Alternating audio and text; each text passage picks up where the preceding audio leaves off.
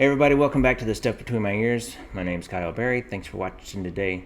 Today I'm going to be reading Romans 3 and 5 and going through some passages in each of those chapters and critiquing a couple of clips from the Authentic Christian podcast. One of them I played last week on last week's video, but I kind of just glazed over what was happening. So today I'm going to go a little bit deeper into what's being said. And the reason why I'm doing this again is because I want to show that when you just take phrases or verses, small pieces out of arguments, it's really easy to make them say something that they're not saying. And it can lead you into error or even heresy really, really fast.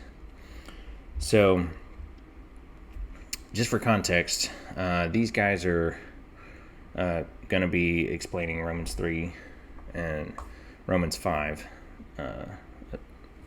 and they're going to be doing it in the context of responding to some Calvinist doctrine, specifically total depravity. But they mix up and conflate total depravity and original sin.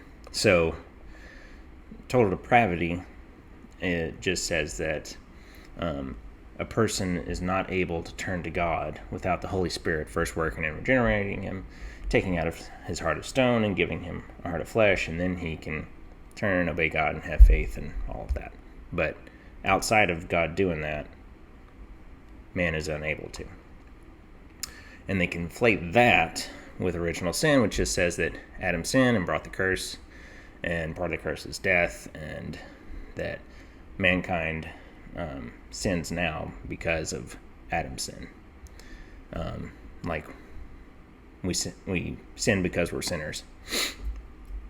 And so sometimes they say that what they're arguing against is more total depravity, and sometimes it's more original sin, but they think it's the same thing. So I'll try to just pause it and point out when they're messing it up. But so anyway, with that, let's jump right in and watch these videos.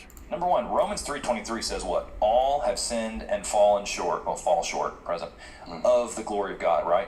What I mean by misused is I don't think it's accurate in Romans 3, 10 through 19, to say that means it's total inability from birth, right?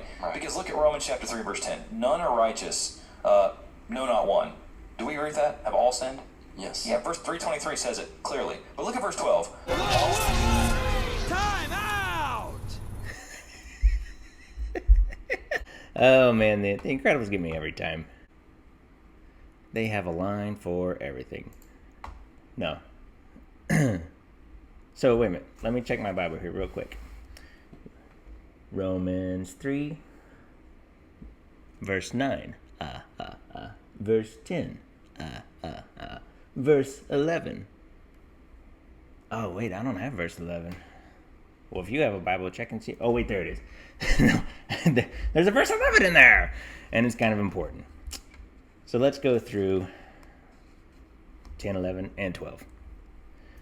There is none righteous, not even one. There is none who understands. There is none who seeks for God.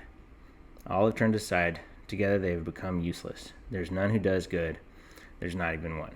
So that sounds like the start for a good case of man's total depravity. If there's no one good already, there's no one doing good, no one's trying to do good, that seems like a pretty good starting point. Let's watch these guys do verse 12. They have all what? Turned aside, right? They have become unprofitable. There's none who does good, no, not one. In the ultimate sense of good, like perfect moral good the way God, nobody does that. Nobody has ever been perfect and morally good in and of themselves, except for Christ, right? He was God in the flesh, right? So of course we believe that none are righteous, all have sinned, but it says all have what? Turned aside. It doesn't say all were born aside, right? And now someone say, well, I don't like that. Well, we're going to look at other passages too. But I just think sometimes there are things that people think a verse says that it doesn't actually say that, you know? And then of course you go look at all the Psalms and all the other Old Testament passages and say, okay, is this, what is this talking about? But I think it's easy to say, look, all have turned aside. It doesn't say all was born aside, right? All were just evil from the very beginning, right? All have turned aside. Not Adam turned aside and it influenced us all, right? Which All right, so if that sounded a little bit confusing, it's because I think these guys are Church of Christ guys, and what they believe is that man is born without sin, but he still has a sin nature, but before he's of an age of accountability, he's perfect, and then somehow when he knows, he still sins, but so they're trying to make sense of it through their own framework. That's why I think really, if you're going to talk about this idea of inheriting Adam's sin, I don't think Romans 3 is where you should go anyway. I think you'd be more profitable to spend it at Romans 5. But, I mean, think about that. What about other Old Testament passages? I mean, what about Ezekiel, right? I mean, it's not like, trust me, if you're Reformed, it's not like this is the first time you ever heard this passage, right? But maybe there are some of you out there looking and have said, I've never heard of Ezekiel 18:20, right? Yeah. Ezekiel 18:20, the soul who sins shall what? Die. The son shall not bear the guilt of the father, nor the father bear the guilt of the son. The righteousness of the righteous shall be upon himself, the wickedness of the wicked shall be upon himself. Then verse 21, if a wicked man turns from his sins that he's committed, keeps my statutes, does what is lawful and right, he shall surely live, he shall not die. Now, just a quick review from last week's video.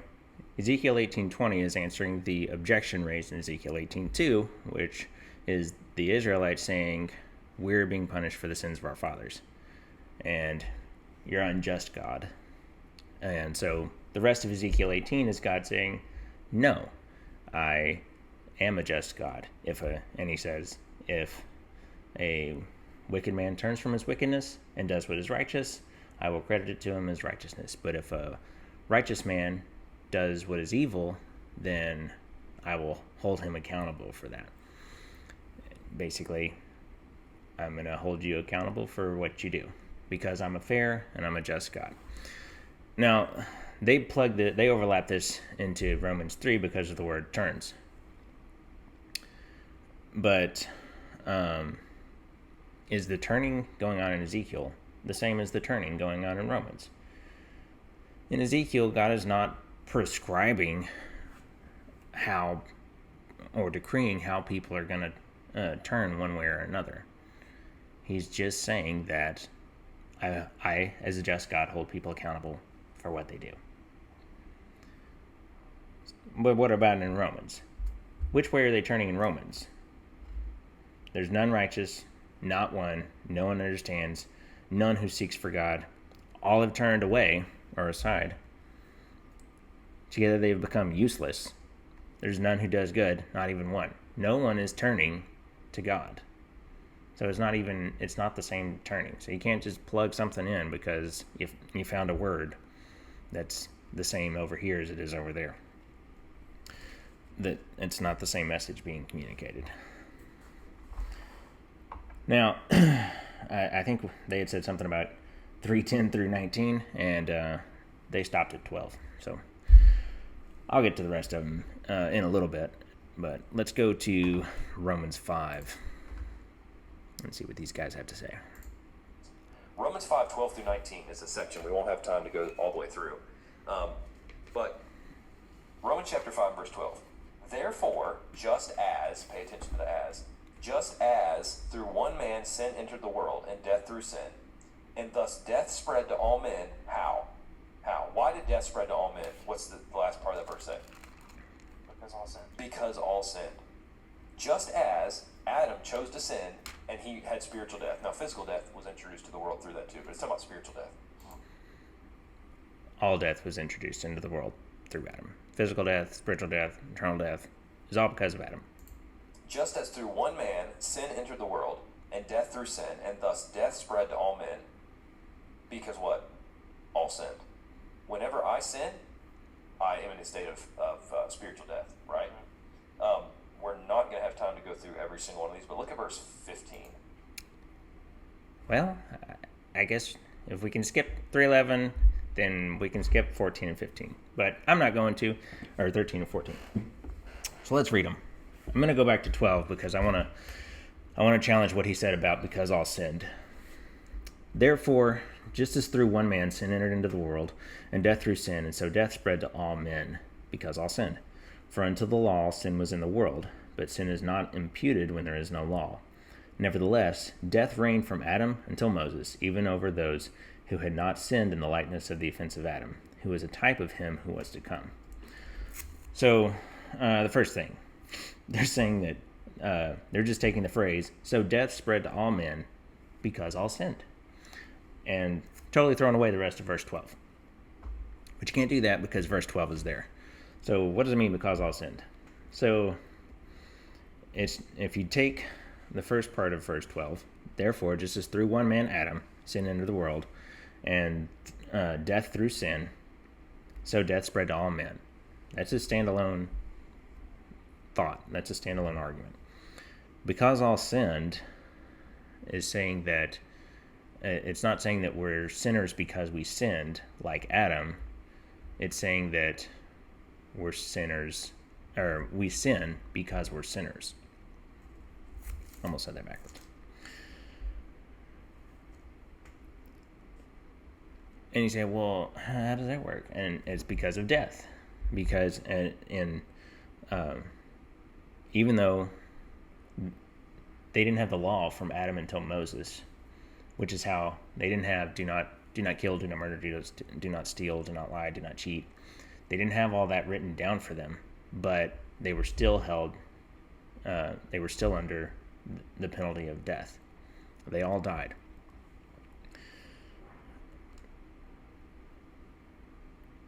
And then when it says, even in verse 14, even over those who had not sinned in the likeness of the offense of Adam. What does that mean? Adam had special revelation from God. God told Adam specifically, do not eat of the tree of good and evil. And then Adam ate of it. But the people after Adam didn't have that same kind of revelation. However, Paul writes later that the law of God is written on their hearts, of the Gentiles, and that even though they don't have the law of God, they still follow it. And you can look at that. You can look at the Gentiles then, or you can look at lots of other civilizations, and they're going to have laws or some kind of thing where they don't like murder, they don't like stealing, they know you're not supposed to rape or whatever it is. Like societies are built around those types of things. All right. So let's continue to verse 15 with these guys. All right. For the free gift is not like the offense. If by one man's offense, whatever, many died. So he says, if by Adam's sin that many died, right? How? Well, because they sinned. But Calvinism says automatically. Adam sinned, he's our federal head, automatically everybody. Okay, that's not Calvinism, that's Romans 5. Because Adam sinned and brought death into the world. Else dies. This is where they're conflating total depravity with original sin.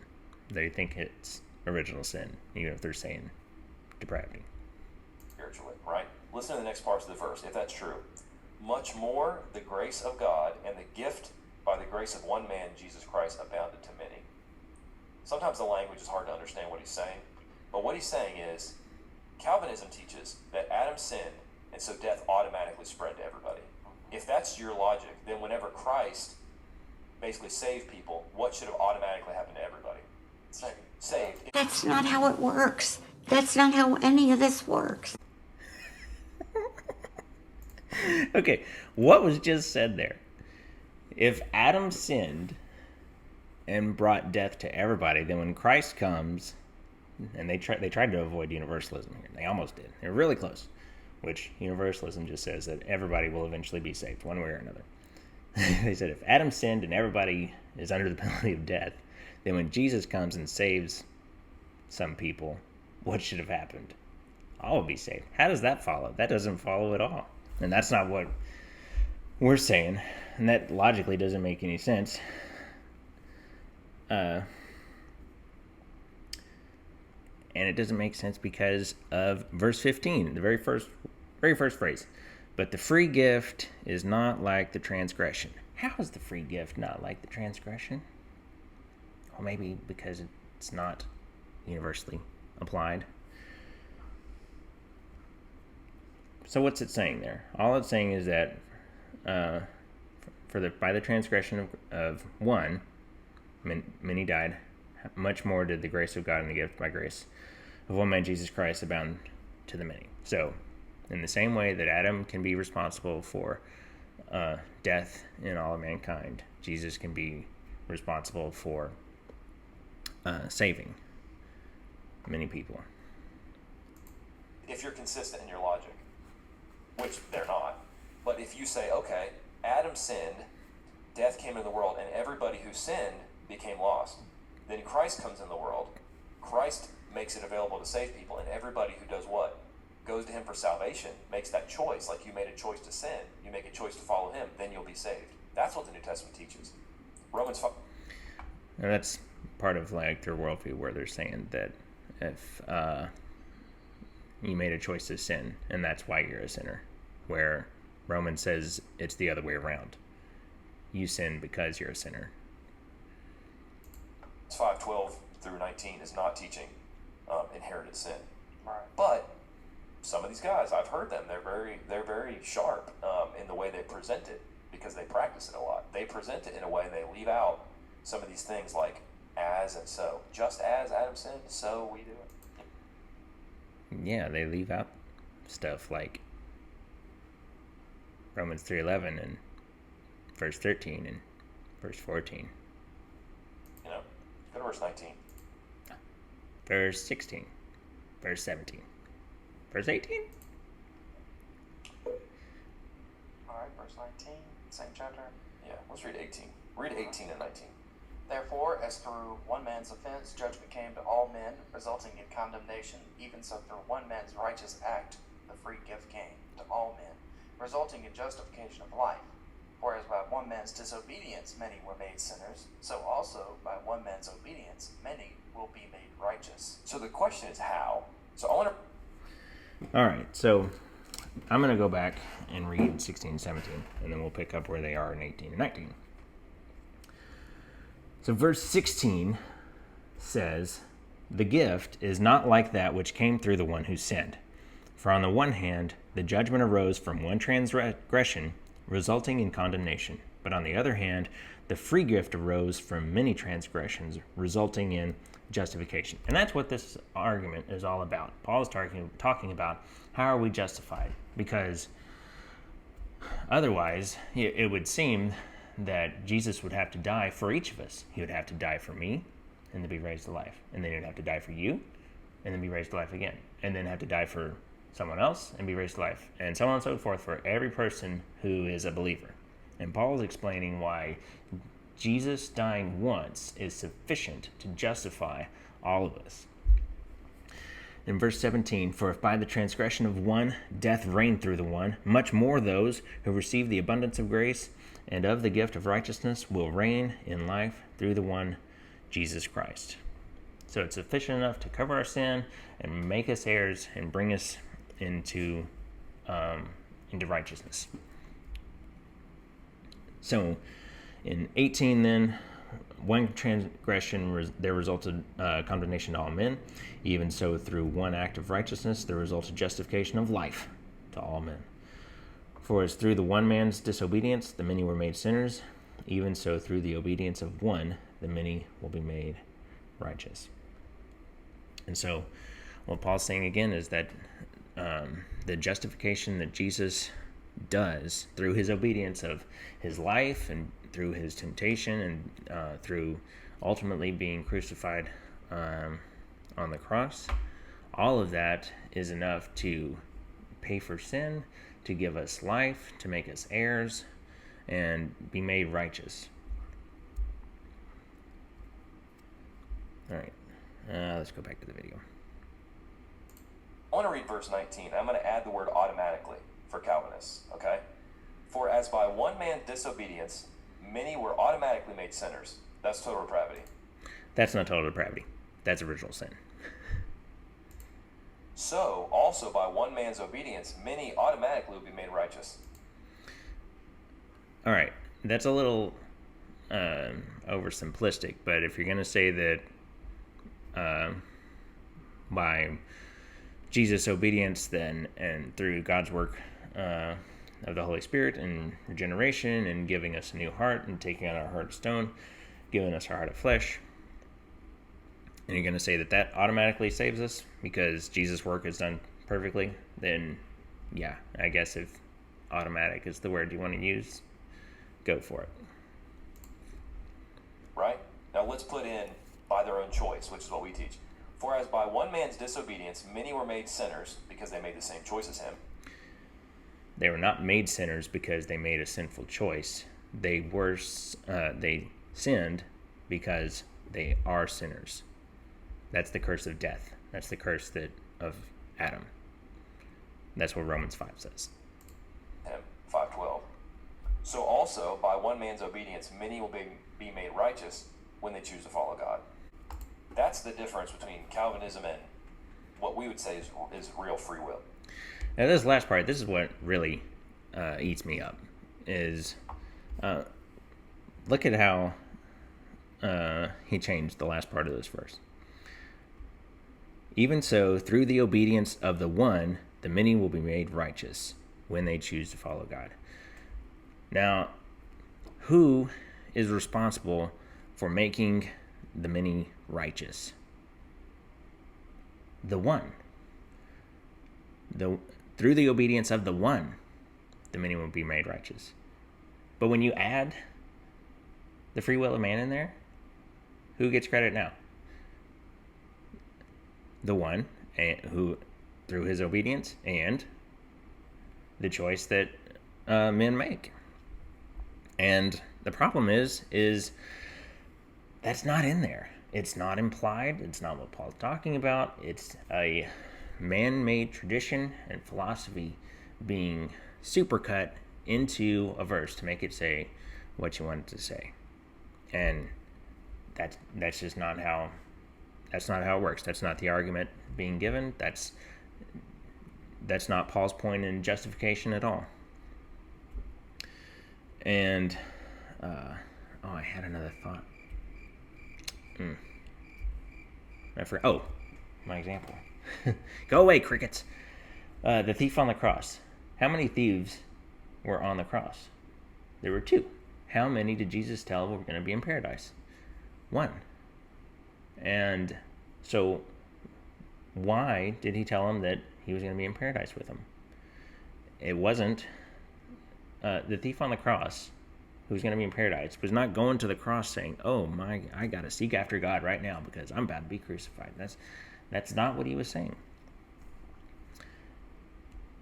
And when you read it the way that he read it, then the 2 thieves on the cross, they both received the exact same revelation about Jesus Christ and who he was. And the only difference between them is what one did and one did not. And so it's to his credit that he chose, like it's to his glory. Like he would be glorified through his own choice, and that's not how that works. It's not how Paul's saying that works. He's saying that we're justified because of who is in the middle, Jesus, not by anything else or anyone else. And so, and I think that, these guys are walking in a couple of errors that I'm not really talking about, but it's really easy when you just snipe passages and phrases out to get pointed in the totally wrong direction and totally miss what the Bible is trying to tell us. And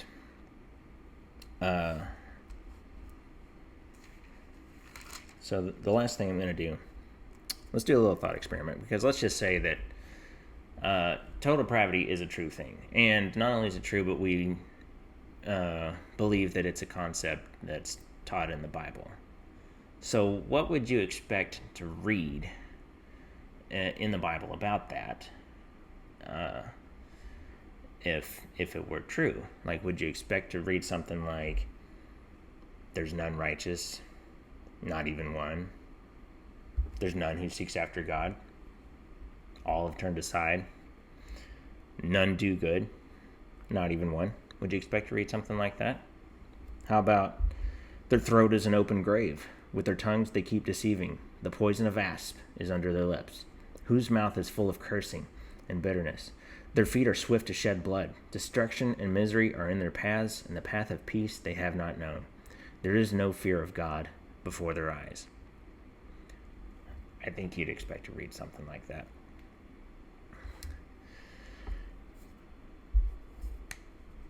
And honestly, I mean, that's very humbling because, if we're, totally depraved and unable to turn to God, then we are, that's me. Like, I'm unable to turn to God. And except for, even though sin reigned in death, grace would reign through the righteousness to eternal life through Jesus Christ our Lord. That's 5:21 of Romans. And without that, we don't have any hope. So that's the stuff between my ears. Stay savvy.